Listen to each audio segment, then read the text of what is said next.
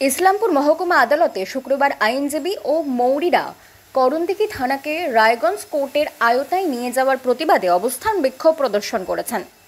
তাদের দাবি, করণদিঘি থানাকে ইসলামপুর কোর্টের আওতায় রাখা উচিত। এই দাবি তুলে আইনজীবীরা এবং মৌরিরা এদিন সক্রিয়ভাবে অংশগ্রহণ করেন এবং যদি তাদের দাবি পূরণ না করা হয় তবে ভবিষ্যতে তারা বৃহত্তর আন্দোলনে যাওয়ার হুঁশিয়ারি দিয়েছেন।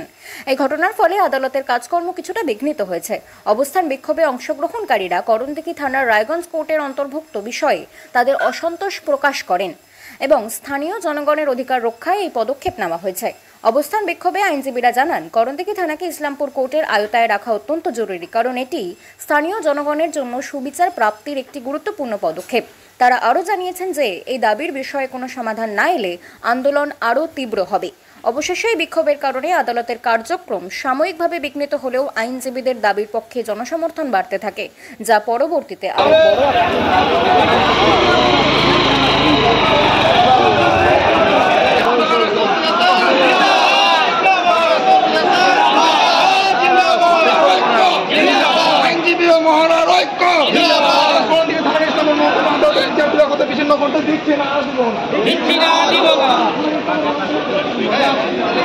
বক্তব্য নিন। কি যে হলো রে, কি হলো?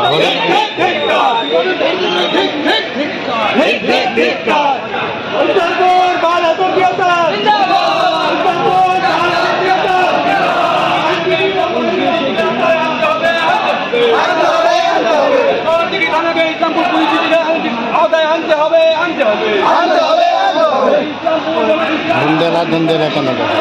আরে তোমার ব্রাইটনেসটা কম আছে।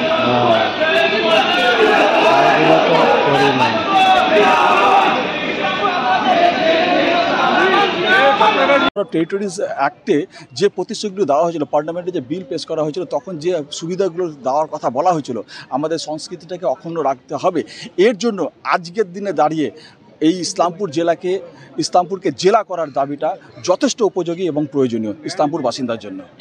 মেমোরেন্ডাম দিচ্ছেন? আমরা আজকে আছে অ্যাডিশনাল ডিস্ট্রিক্ট অ্যান্ড সেশন জাজ, ইসলামপুরের head of the judiciary institute, তাকে দিয়েছি।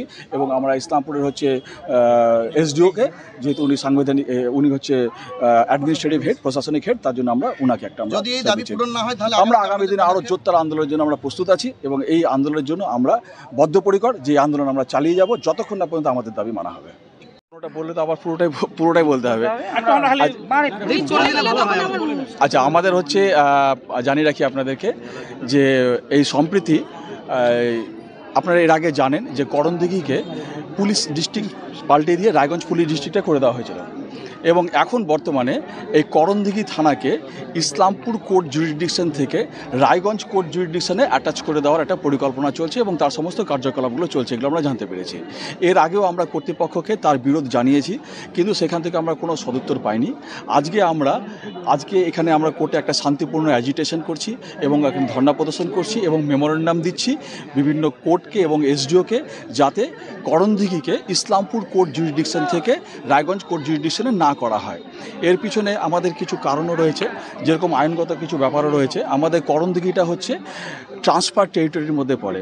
1956 সালে যখন সূর্যাপুর এলাকার যে অন্তর্গতটাকে বিহার থেকে বাংলায় নেওয়া হয়েছিল, সেখানে এই সূর্যাপুরী লোকদের কিছু প্রতিশ্রুতি ছিল এবং সেখানে এই সূর্যাপুরী এলাকাটাকে, যেহেতু এখানকার কৃষ্টি এবং কালচার এক, সেটাকে ভিত্তি করে একটা সাবডিভিশন তৈরি করা হয়েছিল।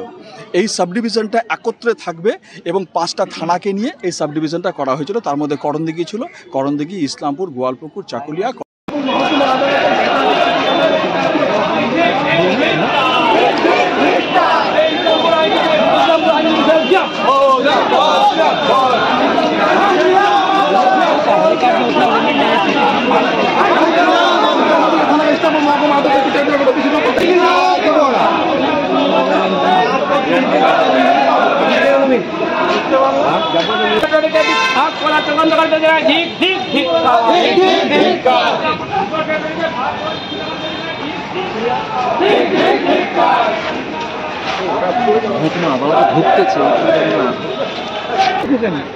ঘরতে নিকলে কাকে মিললাম কথা বললাম লক্ষ্মীপুর। হ্যাঁ, আচ্ছা, বিহানে উঠে লক্ষ্মীপুর। আর হচ্ছে চোপড়া পর্যন্ত। কিন্তু এরপরে আমরা দেখছি আস্তে আস্তে করণদিঘিটাকে আমাদের জেলা থেকে বের করা হচ্ছে। প্রথমে আমাদের করণদিঘিকে পুলিশ ডিস্ট্রিক্ট থেকে বার করা হলো, ইসলামপুর পুলিশ ডিস্ট্রিক্ট থেকে সরিয়ে রায়গঞ্জ পুলিশ ডিস্ট্রিক্টে অ্যাটাচ করা হলো। এখন হচ্ছে কোর্ট জুডিকশনটাকে বের করে নিয়ে এসে অ্যাটাচ করা হচ্ছে রায়গঞ্জের সাথে, যদিও সে ইসলামপুর সাব ডিভিশনে থাকছে। কিন্তু সেটা হচ্ছে 1956 সালে West Bengal Bihar and West Bengal transfer territories যে অ্যাক্ট ছিল, তার যে স্পিরিট ছিল তার পরিপন্থী। এটাকে এইভাবে আলাদা করা যায় না। তো তারই আমরা বিরোধ প্রদর্শন করছি যে এই টেরিটরি, এই জুরিডিকশনটাকে যা সেখানে আলাদা করে না করা হয়। এই ক্ষেত্রে কী হবে, আমরা দেখতে পাচ্ছি যে আমাদের ইসলামপুরের এই টেরিটোরিয়াল জুরিডিকশনটা যেটা হচ্ছে ট্রান্সফার টেরিটরি, তার একটা এইখানকার বাসিন্দার যে একটা দীর্ঘদিনের দাবি যে ইসলামপুরকে একটা ডিস্ট্রিক্ট করা হবে, সেইটা যাতে আগামী দিনে না করতে হয়, আমরা মনে করছি তারই একটা চক্রান্ত যে আমাদের জেলাটাকে, আমাদের সাব ডিভিশনটাকে আস্তে আস্তে পরিকল্পিতভাবে ছোট করা হচ্ছে, যাতে ইসলামপুরবাসীর এই জেলার দাবিটা আগামী দিনে পূরণ না হয়। এরপরে করণদিঘিকে সমস্তভাবে যখন আস্তে আস্তে বের করে দেওয়া হবে, আমাদের জেলাটা আরও ছোট হয়ে যাবে।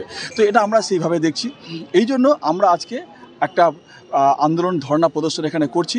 আমরা কর্তৃপক্ষের আমরা চিঠি করে জানানো হয়েছে, কিন্তু কর্তৃপক্ষ আমাদের কোনো শুনানি করেননি, আমাদের সাথে কোনো রকমের কোনো আলোচনা কিংবা কোনো রকম কোনো সদুত্তর দেয়নি।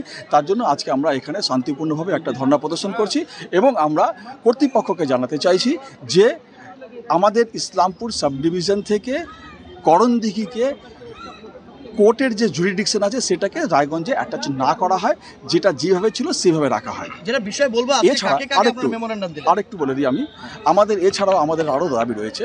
সেই দাবিগুলো হচ্ছে, আমরা এর আগেও ইসলামপুর কোর্টে কতগুলো মামলা রয়েছে, সেগুলো হচ্ছে স্পেশাল কোর্ট দ্বারা বিচার হয়।